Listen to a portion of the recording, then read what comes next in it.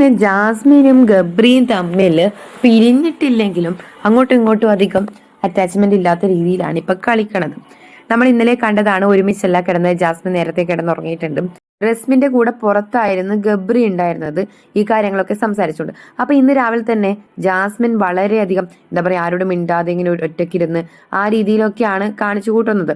അപ്പോൾ നമ്മുടെ ബാക്കിയുള്ള കണ്ടസ്റ്റൻസ് എല്ലാം ഇന്നലെ പോട്ടേന്ന് വെച്ചിട്ട് അധികം ഇതാക്കാൻ പോയില്ല, അതായത് പ്രശ്നമാക്കാനോ ഒന്നിനും പോയില്ല. കാരണം അവരൊക്കെ ഇത്രയും നാൾ പറഞ്ഞിട്ട് ഇവര് ഒന്നും കേട്ടിട്ടുണ്ടായിരുന്നില്ലല്ലോ. അപ്പോൾ അതിനൊന്നും ഇവർ തിരിച്ചിട്ട് പോട്ടെ, അവരുടെ ഒരു ക്വാളിറ്റി തന്നെയാണത്. അവർ പോട്ടേന്ന് വെച്ചിരുന്ന റോക്കി അടക്കം എല്ലാവരും ഇന്നലെ വലിയ പ്രശ്നമൊന്നും ആക്കിയിട്ടില്ല. അവർ കരഞ്ഞപ്പോഴാണെങ്കിലും അതൊക്കെ കണ്ട് നിന്ന് ആശ്വസിപ്പിച്ചിട്ട് മാത്രമേ ഉള്ളൂ. എന്നിട്ട് ഇന്ന് രാവിലെ കോളേജിന്റെ സൈഡിൽ വാഷ്റൂമിലേക്ക് പോയ സമയത്ത് അവിടെ റോക്കി ഉണ്ടായിരുന്നു. റോക്കി ആയിട്ടൊരു തർക്കം നടക്കുകയാണ്, അതായത് വാക്ക് തർക്കം നടക്കുകയാണ്. റോക്കി ഒരിക്കലും ആ കാര്യത്തിൽ ക്ഷമിച്ചിട്ടില്ല. അവനെ ഇൻസൾട്ട് ചെയ്തതും പ്രൊവോക്ക് ചെയ്തതും ഒന്നും ക്ഷമിച്ചിട്ടില്ല.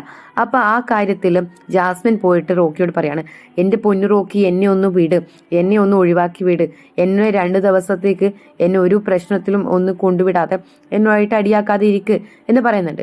പക്ഷെ റോക്കി പറയുന്നുണ്ട്, എനിക്ക് വയ്യ, നീ മാറുന്നതിനനുസരിച്ച് മാറാൻ എന്നെ കൊണ്ട് പറ്റത്തില്ല. നീയും അവനും അന്ന് അവിടെ കാണിച്ചു കൂട്ടിയത് എനിക്ക് നന്നായിട്ടറിയാം, അതെന്റെ മനസ്സിൽ നിന്ന് പോകത്തില്ല. നീ അന്ന് ചെയ്ത ആ കാര്യത്തിന് ചിലപ്പോൾ ഞാൻ പുറത്ത് വരെ അയക്കാമായിരുന്നു. അങ്ങനെയൊക്കെ ഉള്ള ആക്ടുകളാണ് നീ അന്ന് കാണിച്ചു കൂട്ടിയത് എന്ന് പറയുന്നുണ്ട്. ജാസ്മിൻ പറയണത്, എടാ നിന്നെ പറ്റിയിട്ടല്ല ഞങ്ങൾ സംസാരിച്ചത്, പിന്നെന്താ പ്രശ്നം, അങ്ങനെ ഇങ്ങനെയെന്നൊക്കെ പറഞ്ഞിട്ട് അത് മാറ്റാൻ നോക്കുന്നത്. അതായത് നിന്നെ പറ്റിയിട്ട് ഒരു വാക്കുപോലും നമ്മൾ സംസാരിച്ചിട്ടില്ല, നീ നിന്നെ പ്രൊവോക്ക് ചെയ്യാൻ വേണ്ടിയിട്ട് ജസ്റ്റ് ഇങ്ങനെ ഇരുന്ന് ചിരിച്ചു എന്നല്ലാതെ എന്നൊക്കെ.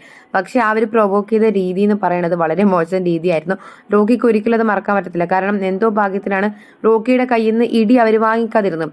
അങ്ങനെ ഇടി വാങ്ങിക്കണം എന്നായിരുന്നു അവരുടെ ഒരു ഇത്.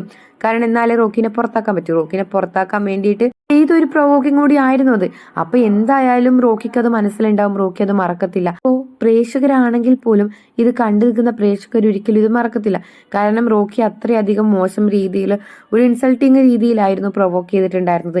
അപ്പോൾ അത്രയും മോശം രീതി പ്രൊവോക്ക് ചെയ്ത് പുറത്താക്കണം എന്നുള്ള മൈൻഡോട് കൂടി ചെയ്തിട്ട് പിന്നീട് വന്നിട്ട് ഈ ഒരു എന്താ പറയാ, തന്റെ സിറ്റുവേഷൻ മാറുന്നതിനനുസരിച്ചിട്ട് പുറത്തുള്ള കാര്യങ്ങളൊക്കെ അറിഞ്ഞു വന്ന ശേഷം അയ്യോ ഞാൻ പാവമാണ്, ഇനിയൊന്നും ചെയ്യരുത്, കുറച്ച് ദിവസത്തേക്ക് എന്നെ വിടണേ എന്ന് പറഞ്ഞാൽ അവർക്ക് അവരുടേതായ ഗെയിം പ്ലാൻ കളിക്കാതിരിക്കാൻ പറ്റത്തില്ല.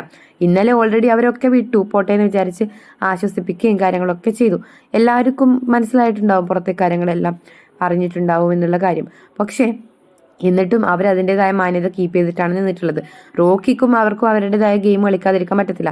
ബാക്കി എല്ലാവരും ഒന്ന് അണഞ്ഞ രീതിയിലാണെങ്കിൽ പോലും റോക്കിയുടെ സ്റ്റാൻഡിൽ തന്നെ നിൽക്കുന്നുണ്ട്. അത് നല്ലൊരു ക്വാളിറ്റി തന്നെയാണ്. അതായത് എന്തൊക്കെയാണെങ്കിലും ഒരു ദിവസം ഇന്നലെ നല്ല രീതിയിൽ കാണിച്ചിട്ട് പിറ്റേന്ന് അവരുടെ ഗെയിം അവർക്ക് കളിക്കാതിരിക്കാൻ പറ്റത്തില്ല. അപ്പോൾ എന്തായാലും നമ്മുടെ ചാനൽ ആദ്യമായിട്ട് കാണുന്നവരാണ് സബ്സ്ക്രൈബ് ചെയ്യുക, ലൈക്ക് ചെയ്യുക. ലൈവ് അപ്ഡേറ്റ്സുമായി അടുത്ത വീഡിയോയിൽ കാണാം.